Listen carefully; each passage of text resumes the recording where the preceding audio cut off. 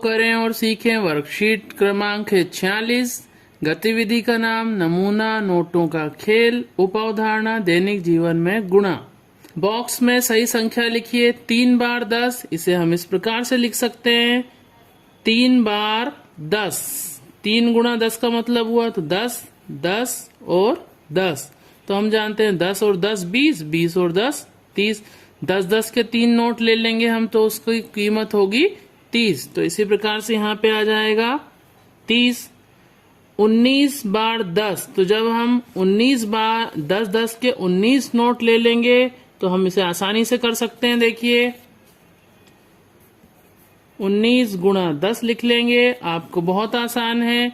19 एकम 19 लिखेंगे, यहाँ पे हम एक बार पहाड़ा पढ़ लेंगे तो हमें पता है वही संख्या आती है और ये शून्य पीछे लगा देंगे तो ये आ गया 190। इसी प्रकार से 8 धाम 80। बाकी संख्याओं को भी लिख लेंगे। 6 बार शून्य, हम जानते हैं 6 बार शून्य आने के शून्य ही आएगा। अब यहाँ पे हल कीजिए। 3 का पहाड़ा एक बार पढ़ेंगे, 3 एकम 3, फिर 3 का पहाड़ा एक बार तो 3 एकम 3। इसी प्रकार से बाकी गुणा को भी हम कर लेंगे।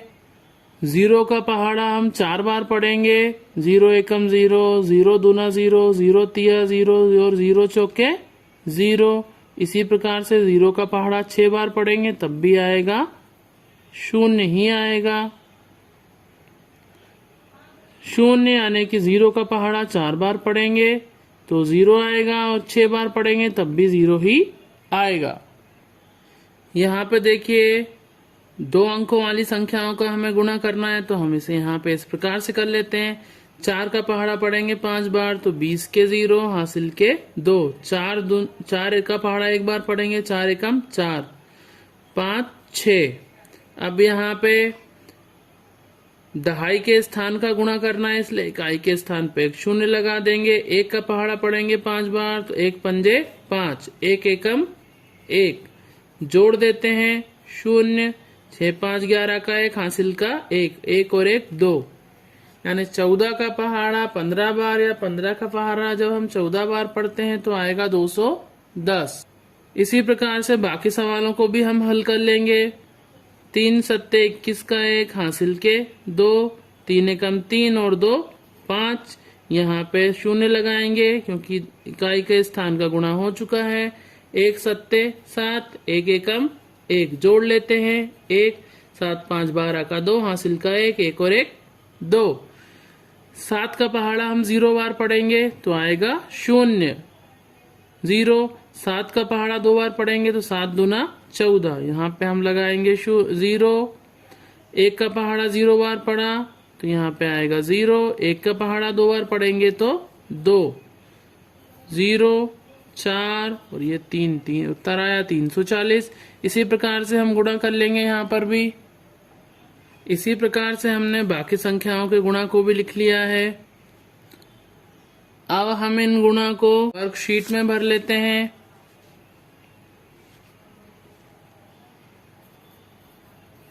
यहाँ आएगा 340, यहाँ आएगा 336। इसी प्रकार से 44 का गुणा 17 से जब हम करते हैं तो आएगा 748।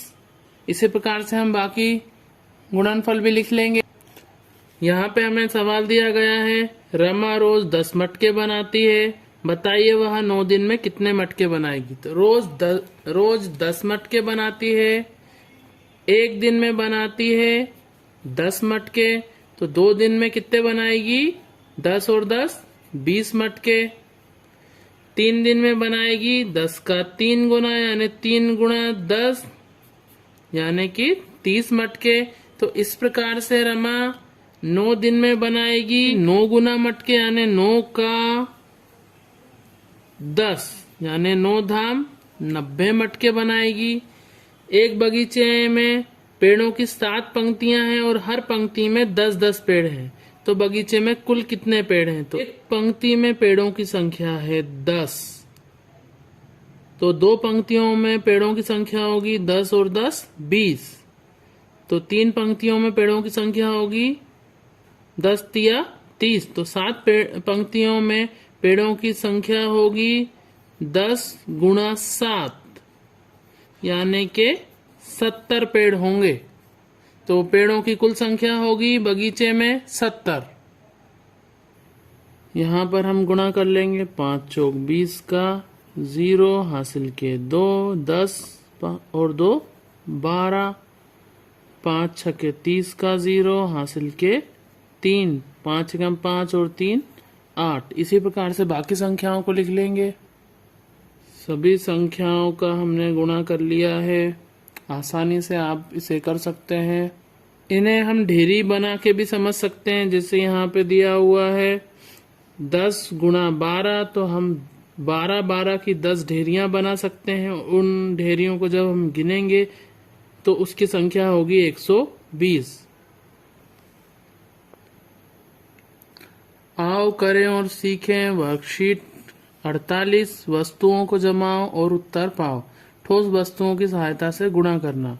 नीचे कुछ शाब्दिक प्रश्न दिए गए हैं जिन्हें हमें हल करना है। मीना ने 4 दर्जन केले खरीदे हैं, तो उसके पास कुल कितने केले हैं? तो 1 दर्जन मतलब हम जानते हैं 1 दर्जन बराबर होता है 12 केलों के।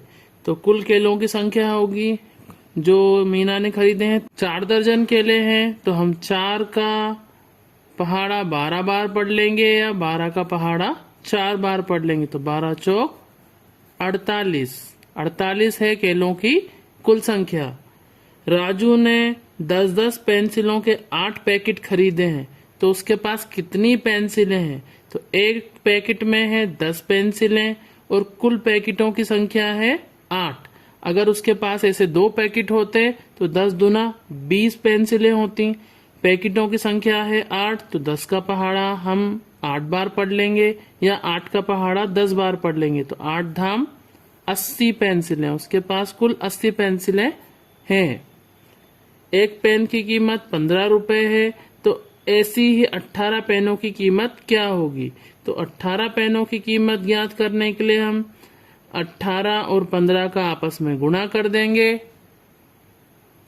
18 और 15 का हम गुणा कर देते हैं। यहाँ 0 का 0, 17 का 7, हासिल का 1, तो जो आया है 270। यानी 18 पेनों की कीमत है 270 रुपए। इसी प्रकार से एक रजिस्टर की कीमत है 40 रुपए, तो ऐसे 8 रजिस्टर की कीमत क्या होगी? एक रजिस्टर की कीमत है 40 रुपए, तो 2 रजिस्टर की कीमत होगी 40 और 40 80 रुपए। इसी प्रकार से 3 रजिस्टर की कीमत होगी 40 का 3 गुना यानी 120 रुपए। तो 8 रजिस्टर की कीमत होगी 40 का 8 गुना यानी कि 40 गुना 8। तो हम पहाड़ा पढ़ लेते हैं। 8 का पहाड़ा 0 बार पढ़ेंगे तो आएगा 0। 8 का पहाड़ा 4 बार पढ़ेंगे तो 8 चौक 32, यानी कि रजिस्टरों की कीमत होगी 320 रुपए।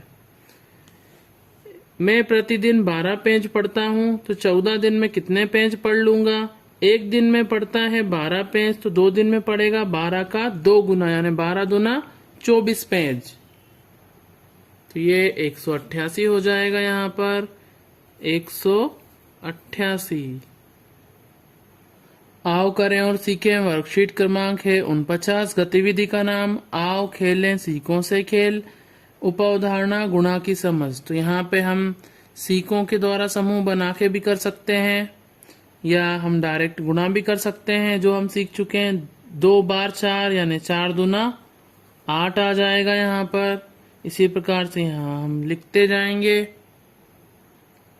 ये हमने कंप्लीट कर लिया है। इसी प्रकार से हम यहाँ पे पूरा कर लेंगे। 4 दूना 8, 5 सत्ते 35, 8 अट्ठे 64, 6 पंजे 30, 2 सत्ते 14, 5 अट्ठे 40, 10 छंग 60, 8 धाम 80, 5 दूना 10 और 9 तिया 27। इसी प्रकार से 0 का पहाड़ा 0 बार पढ़ेंगे तो आएगा 0। 0 का पहाड़ा 9 बार 0, यहाँ पर भी 0। यहाँ दहाई के स्थान का गुणा करेंगे तो इकाई के स्थान पे यहाँ 0 लगाएंगे।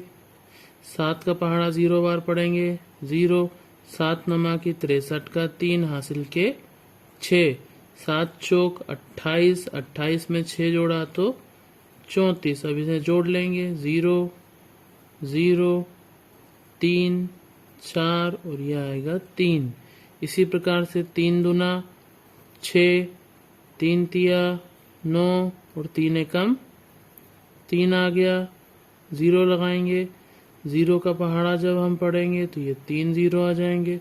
अब 2 0 लगाएंगे, 2 दूना 4, 2 तिया 6 और 2 एकम 2, तो यहाँ पे आया है 6, योग है 9, 4 और 3 7, 6 और ये 2। सभी संख्याओं का हमने गुणनफल ज्ञात कर लिया है। एक कॉपी का मूल्य है 13 रुपए, तब इसी प्रकार की 12 कॉपियों का मूल्य कितना होगा?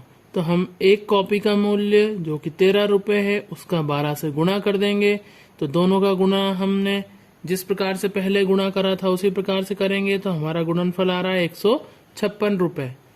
1 लीटर दूध की कीमत है 48 रुपए, तो 19 लीटर दूध की कीमत कितनी होगी? तो इसके लिए हम 48 का गुणा 19 से कर देंगे तो गुणनफल आ रहा है हमारा 912 रुपए।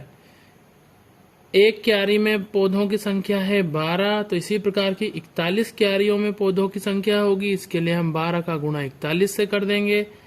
हमारा गुणनफल आ रहा है 492।